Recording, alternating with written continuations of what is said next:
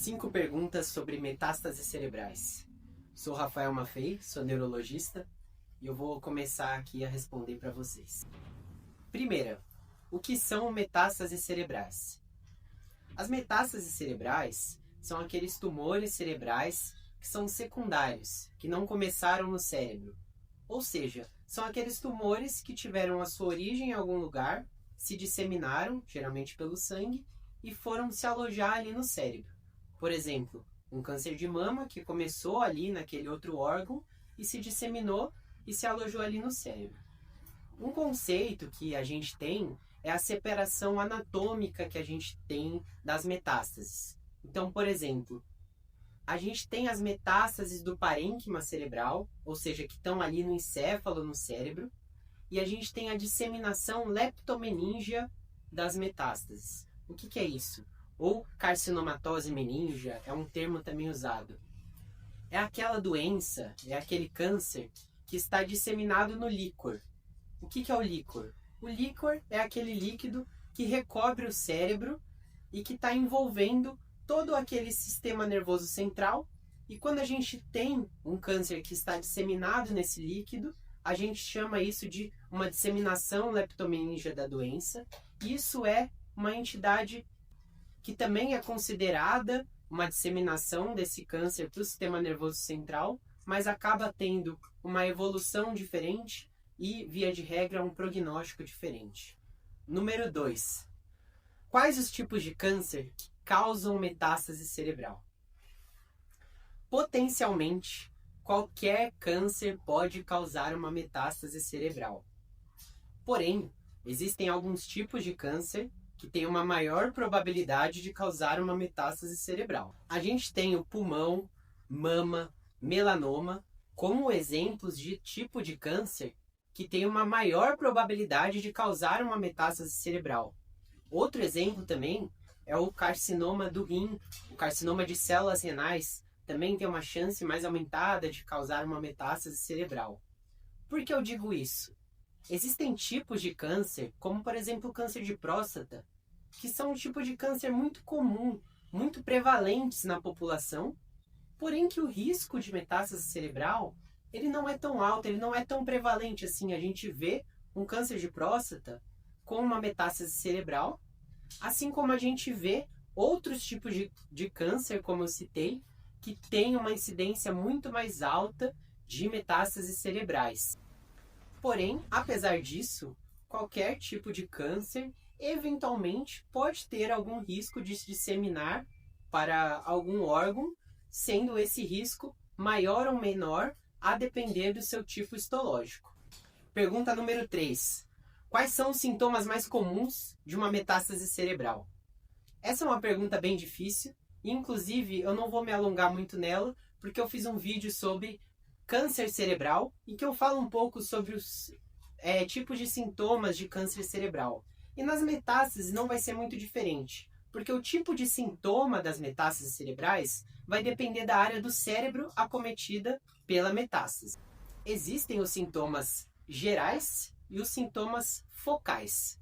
Os sintomas gerais, eles são sintomas como dor de cabeça, crises epiléticas ou convulsão, que são sintomas que podem aparecer aí na jornada do paciente oncológico e que não necessariamente vão ser sintomas de uma metástase cerebral, mas que são sintomas que têm que ser avaliados com cautela num paciente com câncer ou até com histórico de câncer, que eles precisam de uma avaliação individualizada para ver quando eles precisam de uma investigação específica e principalmente de um tratamento específico para que o paciente possa ter um alívio de sintoma, um controle, por exemplo, de crises epiléticas quando está relacionado, por exemplo, à metástase cerebral, e avaliar quando ele precisa ser investigado, qual tipo de investigação deve ser feita quanto à presença ou não de metástases cerebrais.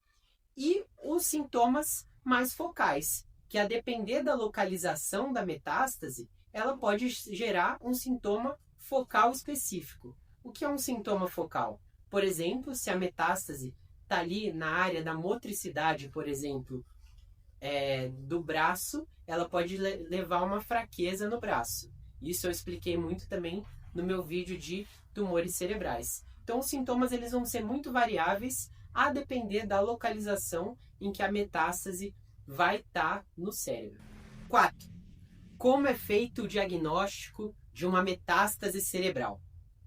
O diagnóstico de uma metástase cerebral, ele vai ser feito por um exame de neuroimagem. O que é um exame de neuroimagem? O exame de neuroimagem é um exame de imagem do encéfalo ou do crânio, que o exame de escolha é uma ressonância magnética com contraste. Existem sequências mais avançadas da ressonância magnética, mas o principal para a gente saber nesse vídeo aqui é que é a ressonância magnética e que o contraste é algo que na maioria das vezes é essencial para fazer esse diagnóstico. A tomografia de crânio é um exame mais rápido que muitas vezes pode ser feito até no pronto-socorro e que já pode levantar uma grande suspeita para metástase cerebral. Muitos pacientes com câncer podem estar pensando, e aquele PET, o PET oncológico? O PET, ele é um exame que ele pode levantar até a suspeita de lesões cerebrais, e existem PETs mais avançados, voltados especificamente para o cérebro.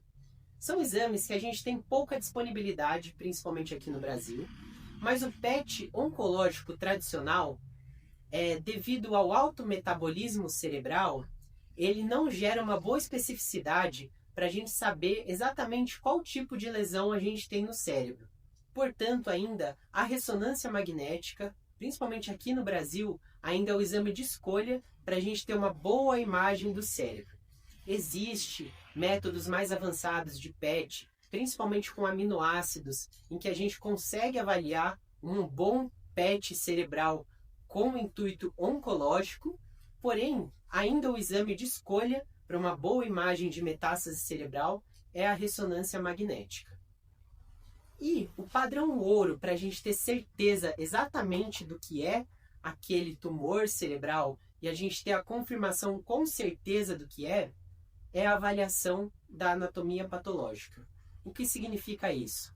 Um médico ver a lâmina e conseguir fazer a análise do tumor e dar aquele diagnóstico. Ou seja, realmente isso aqui é uma metástase, e isso aqui, por exemplo, é um tumor de mama que expressa determinados receptores.